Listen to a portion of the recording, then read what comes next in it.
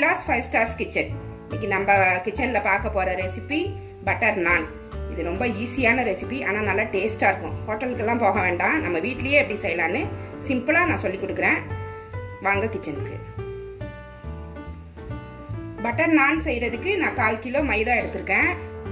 அதுக்கு தேவையான உப்பை சேர்த்துக்கலாம். தேவையான அளவு உப்பு சேர்த்துக்கோங்க. ஒரு 2 ஸ்பூன் ஜீனி எடுத்திருக்கேன். இது எதுக்குன்னா நான் வந்து சப்புன்னு இருக்கும், அதனால கொஞ்சம் சுகர் போட்டாக்கா நல்லாயிருக்கும், டேஸ்ட்டாக இருக்கும். அதுக்காக 2 ஸ்பூன் ஜீனி எடுத்து போட்டிருக்கேன். 1/2 கப் தயிர் சேர்த்துக்கிறேன். இது எதுக்குன்னா சாஃப்டாக இருக்கும், அப்போ தான் நான், இல்லைன்னாக்கா சவ்வு மாதிரி இருக்கும். இது பேக்கிங் சோடா, பேக்கிங் பவுடர் இல்லை, பேக்கிங் சோடா கொஞ்சமாக போட்டுக்குங்க. 1/4 ஸ்பூனுக்கும் கொஞ்சம் குறவாக போட்டுக்குங்க. ஏன்னா சோடா உப்புலாம் நிறைய சேர்க்கக்கூடாது, இது கொஞ்சம் புளிக்க வைக்கும், அதனால தான் இதை சேர்க்கறது. இல்லைன்னா அது கூட சேர்க்க தேவையில்லை. அவ்வளோதான் இதுக்கு சேர்க்க வேண்டியது. இது எல்லாத்தையும் சேர்த்து நல்லா பிசைஞ்சு விட்டுறணும்.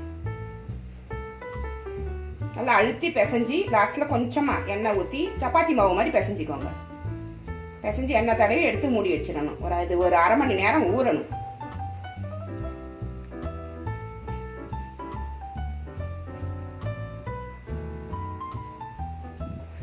கொஞ்சம் கொஞ்சமாக தண்ணி சேர்த்து மெதுவாக பிசைஞ்சிக்கிங்க. நிறையா தண்ணி ஊற்றிடாதீங்க, கொஞ்சம் கொஞ்சமாக சேர்த்து பிசைஞ்சிக்கோங்க.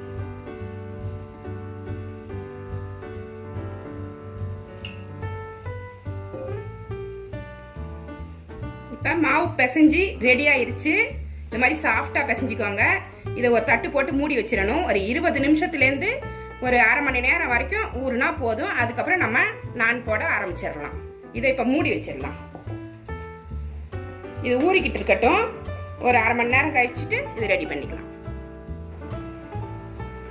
1/2 மணி நேரம் ஆயிடுச்சு. மாவு நல்லா ஊறிட்டு இது நம்ம இப்போ நான் போட ரெடி ஆயிடலாம். இப்போ ஒரு சப்பாத்தி ஸ்டாண்ட் ஒன்று எடுத்துக்கலாம். எடுத்துட்டு அந்த மைதா மாவு தெரிச்சுக்கலாம். எண்ணெய் தடவை வேண்டாம், மைதா மாவு போட்டே போட்டுடலாம். ஃபஸ்ட்டு ட்ரையாக போட்டுட்டு தேவைன்னா அப்புறமா பட்டரோ நெய்யோ போட்டுக்கலாம். ஃபஸ்ட்டு கொஞ்சமாக எடுத்துக்கோங்க.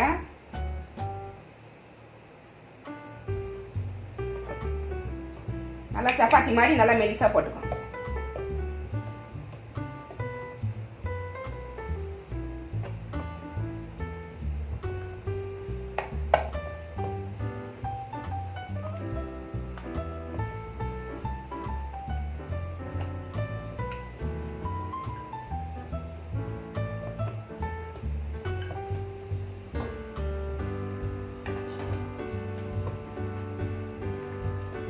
சப்பாத்தியோட கொஞ்சம் பெருசா போட்டு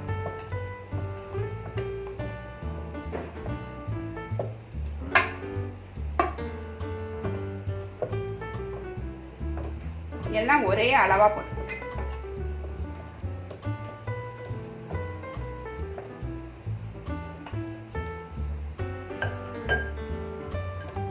இப்படி ஃபர்ஸ்ட் போட்டுட்டு இதை வந்து 2 அப்படி கட் பண்ணிக்கணும்.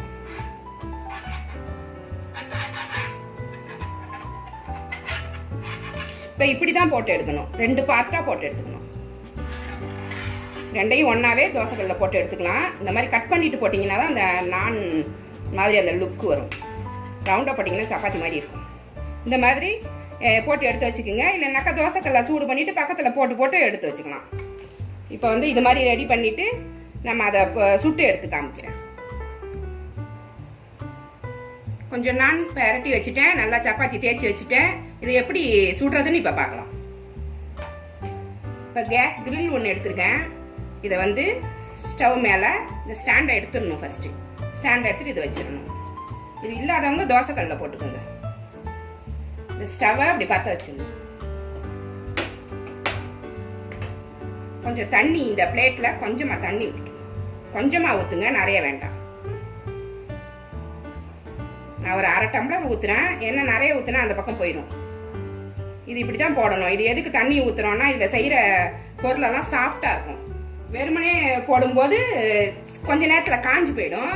இது தண்ணி ஊற்றி போகிறதால இந்த ஆவி வந்துக்கிட்டே இருக்கும், இந்த தண்ணியோட ஆவி. அதனால் வந்து இதில் செய்கிற பொருள் எதுவுமே காஞ்சி போயிடாது, நல்லா சாஃப்டாகவே இருக்கும் ரொம்ப நேரம். இந்த பிளேட்டை இதில் வச்சிடணும். இது வந்து கேஸ் கிரில். இது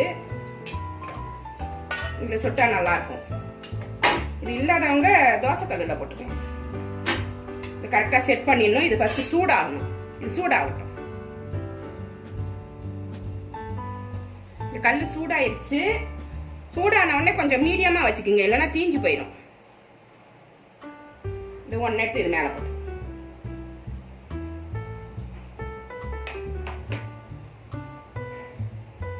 இந்த கேஸ் கிரில் இல்லைன்னா நீங்க தோசை கல்ல ட்ரை பண்ணுங்க, அது நல்லா வரும்.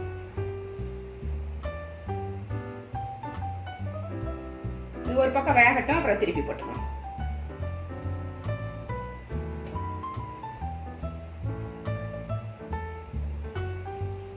இந்த கிரில் வந்து நான் மட்டும் இல்லை, சப்பாத்தி போடலாம், நான் போடலாம், அப்புறம் வந்து சிக்கன் வந்து கிரில் பண்ணலாம், எல்லாமே இதில் செய்யலாம். Mutton grill, chicken grill, fish grill எல்லாமே பண்ணுறதுக்காக இது வாங்கினது.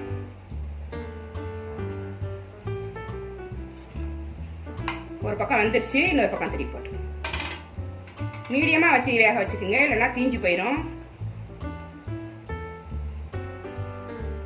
நான் எப்பவுமே சூடாக போட்டு சாப்பிட்றணும். குருமா வச்சுட்டு மாவு பிசைஞ்சு வச்சுக்கோங்க. எல்லாருமே சாப்பிட உட்காந்த உடனே அப்படியே சூடாக போட்டு கொடுத்தீங்கன்னா எல்லாருமே டேஸ்ட்டாக சாப்பிட ஆரம்பிச்சிருவாங்க. ஆறக்கூடாது, சூடாக சாப்பிட்டுட்டு இருக்கணும். இப்படியே எடுத்துட்டீங்கன்னா இது வந்து நான் வந்து பிளைன் நான். இதில் வந்து பட்டர் தடவிக்கணும்னா பட்டர் நான், அவ்வளோதான். இதில் கொஞ்சமாக பட்டர் தடவிக்கலாம்.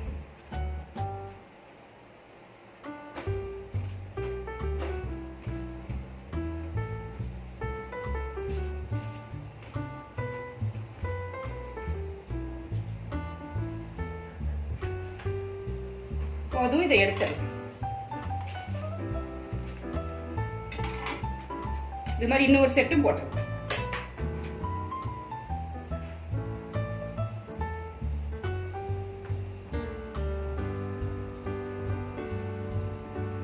ஸ்டவ் நல்லா மீடியம்ல வச்சுக்கோங்க, இல்லை குறைச்சு கூட வச்சு.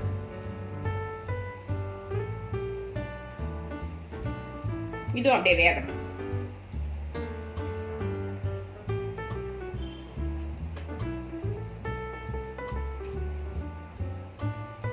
இந்த நான் கூட ஏற்கனவே நான் போட்டிருக்கேன் ஒரு வீடியோ, பச்சை பட்டாணி வச்சு நல்லா மசாலா கிரேவி பண்ணேன். அது இதுக்கு நல்ல மேட்சிங்காக இருக்கும். அதோட இதுதான் இது, அதோட கண்டினியூஷன் தான் இது. அதுக்கு நான் நல்லா இருக்கும்னு சொல்லியிருந்தேன், அதனால தான் நான் போட்டு காமிக்கிறேன், பட்டர் நான் செஞ்சு காமிக்கிறேன். இது கிரீன் பீஸ் மசாலா மட்டும் இல்லை, இது சிக்கன் குழம்பு, மட்டன் குழம்புக்கெல்லாம் கூட ரொம்ப டேஸ்டாக இருக்கும்.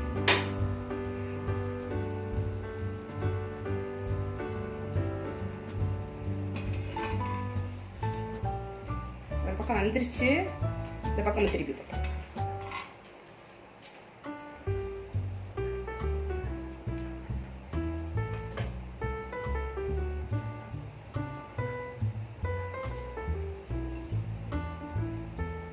இப்ப கொஞ்சம் நல்லா பட்டர் தடவு. ஒரு பக்கம் தடவுனா போதும், அந்த டேஸ்டே நல்லா இருக்கும். பிளைனா எடுத்தாலும் எடுத்துக்கணும்.